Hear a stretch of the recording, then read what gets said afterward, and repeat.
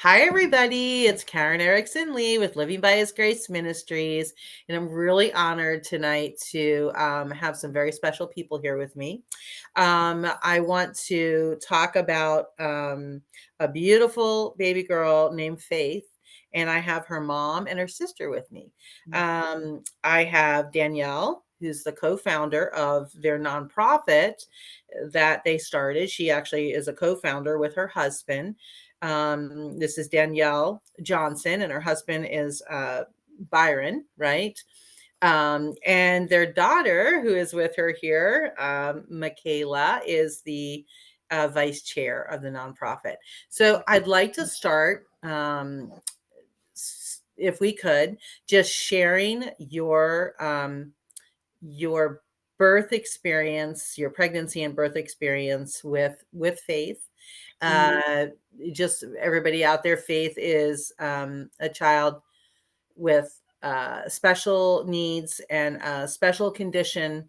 And I'm going to let you share that because I don't want to say anything incorrectly.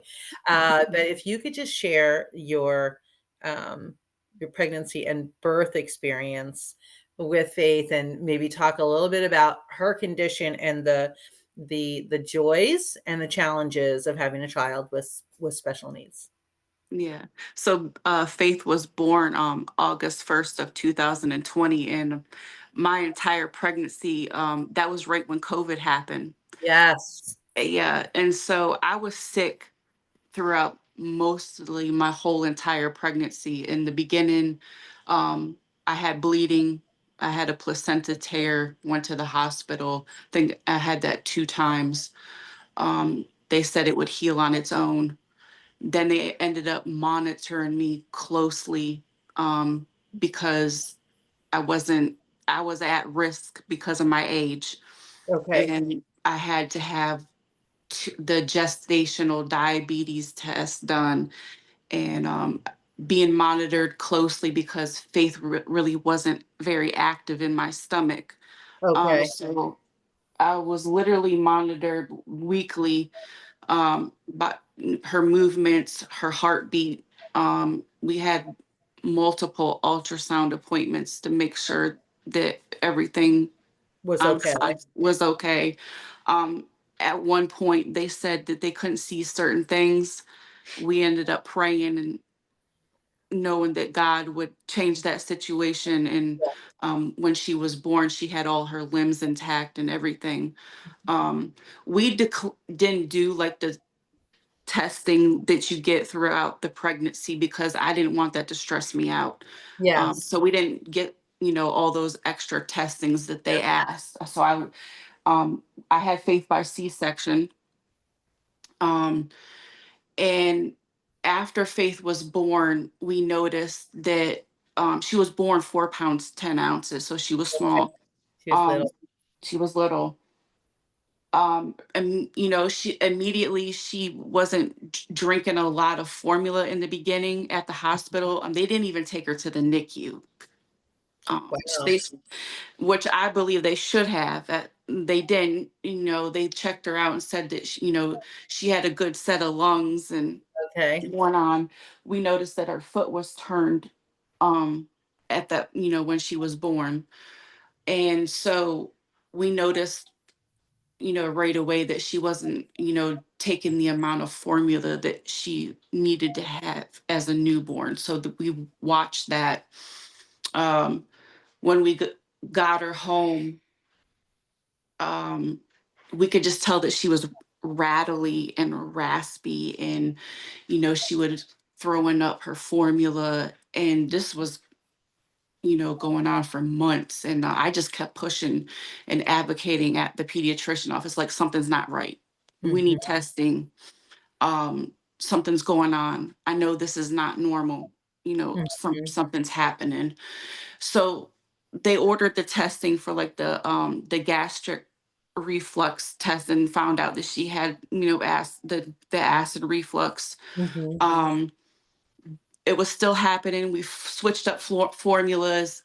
You know, it worked for a little bit. It still didn't get any better. she was still junky and congested, and the formula was still an issue at times. So we ended up getting a referral to UVA, and they ended up seeing the ENT there. And we ended up finding out that Faith had a laryngeal cleft. So Oh, it's like where the esophagus and like the flap doesn't close all the way, and your milk okay. is actually going into your lungs instead of down. Oh And my so, goodness gracious. and so she had pneumonia. Oh, So she had chest x-rays and, medication, and to get that cleared up. We Then we had multiple hearing tests and find out that she had bilateral moderate hearing loss. Um, we ended up getting her foot checked out. She had congenital vertical talus, which is a foot. They had to have surgery on her feet to correct it. oh, Um, so we found out all these things like after she was born. okay. We did the genetics testing after she was born. We did Right. the basic one, and it came back normal, but then we did the extensive It makes one, sense. and Yes. it came back that she had a rare genetic disorder called Cockayne syndrome, and then Oh, she carried a second gene called SCN5A, which is the Brugada syndrome that deals with um, irregular heartbeats, okay. cardiac rhythm. That was dormant, because she had to have echocardiograms, EKG checks. Um, so that one was, dormant, but she did carry that second gene. The main one was the Cockayne syndrome, which is the rare genetic disorder, which is uncurable. With that comes many diagnoses. She had the bilateral moderate hearing loss. She had to have surgery on her feet to correct the congenital vertical talus. Um, she ended up getting a G tube because of the laryngeal cleft. Hmm. Um, she had two fillers put in her throat for the cleft. They only lasted 6 months, My goodness. but um, opted not to go any further with that. We did the G tube, and then eventually, she had the flu, and then her weight declined. And any type of weight decline with children with Cockayne syndrome It's not so. is not good. It can be dangerous. So we ended up switching to the GJ tube, and her weight started coming back up. She was getting healthy. Um, Her lungs were clear after like a year or two. She was on nebulizer treatments because she had asthmatic, from the Mm. weather, whether it was cold or hot. Um, she ended up having AFO braces. She had a gait trainer to help with her gait coordination. She ended up getting glasses for her eyes and hearing aids. And with that genetic disorder, she had microcephaly, which is a smaller size head. So she had developmental delay, global Okay. delay, intellectual, delay. So it came with a lot of other medical diagnoses. Yes. It was a lot. Yeah. Um, and I didn't know anything about the rare genetic disorder. It's like they call it ultra rare. And a lot of kids that have that syndrome are like they're in overseas. And so Mhm. it's like 1 in 3 billion, or it's very small, Wow. And so, I started researching on my own what it was because the doctors here didn't Didn't know. know. And so basically, my family, we started researching stuff. Me, my husband, my daughter, we're looking up stuff. We're trying Mhm. to figure stuff out. Um, I ended up joining a support group on Facebook with kids that had the similar, um, syndrome, because Yes. their syndrome had other medical issues behind it. Hmm. And everyone wasn't the same, but I was Yes. able to pull information out of there, um, be able to look for certain things for her, what to watch for, what to tell the doctors, Yes. tell them what we need to check, specific things.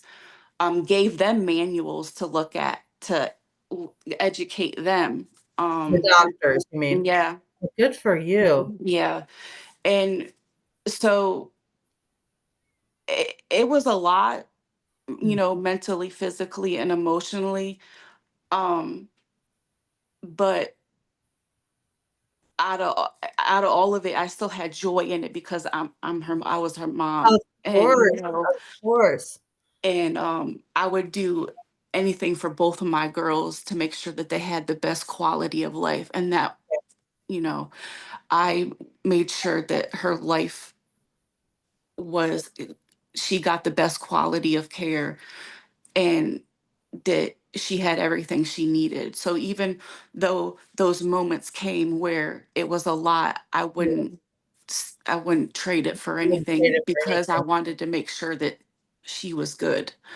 Um, Well, yeah. I have to tell you, when I saw Michaela on Facebook and I saw the picture, that first picture with Faith, I mean, Faith just lit up my screen, just that Mm-hmm. beautiful smile. She just Yeah. radiated joy right through my computer, and I had to reach out to Michaela. Yeah. When we come back, so everybody, I'm gonna cry. They all know I cry.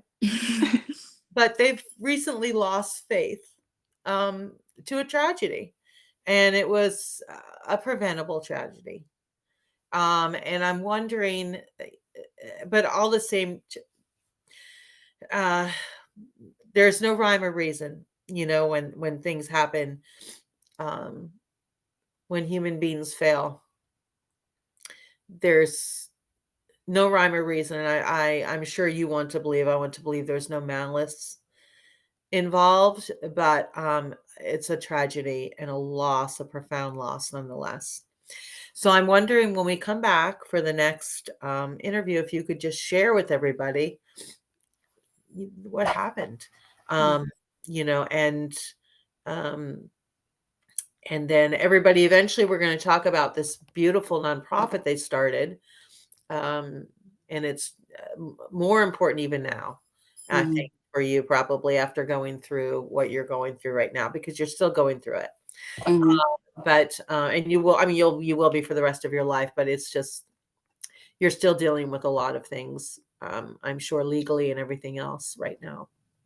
Um, but we'd like to share your story of what happened, because something struck me before, just you having Faith with all of these diagnoses. You, as her family, are her biggest advocate, That's right. and so it's the same in this situation with this loss that occurred. And there are other parents like you that have either gone through similar things or who are in similar situations. And I know that my friends who have had children with anywhere from learning disabilities to profound um, uh, challenges, medical and mental, emotional, cognitive, Right. whatever challenges, they feel like it's a constant fight, Hmm. that you just constantly have to fight for the rights of your child. Hmm. And yeah, I guess God, I really believe he puts the right people uh, together, and he knew he needed you as Faith's family. Hmm. He knew that you were the right people to be her mom, her dad, her sister. Hmm. Um, so if you could share that when we come back, everybody, will be back soon and hear a little bit more about this beautiful, beautiful girl, Faith.